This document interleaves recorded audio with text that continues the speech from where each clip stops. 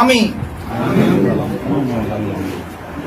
এই মর্মে শপথ করছি যে যুব জাগপা পঞ্চগড় জেলা স্ব পদে দায়িত্বপ্রাপ্ত হইয়া দেশ এবং দেশের জনগণের কল্যাণে সর্বদা কাজ পরিচালনা করব।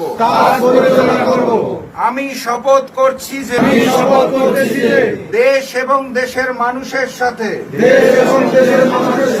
কখনোই বেইমানি করব না। আমি আমার সংগঠনের দায়িত্ব সঠিকভাবে পালন করব।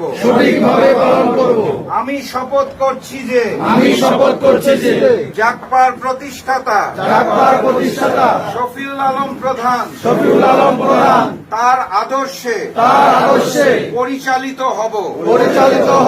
আমি কখনোই আমার সংগঠন আমার দেশ দেশের স্বাধীনতা দেশের সার্বভৌমত্ব সাথে কখনোই বেইমানি করব না।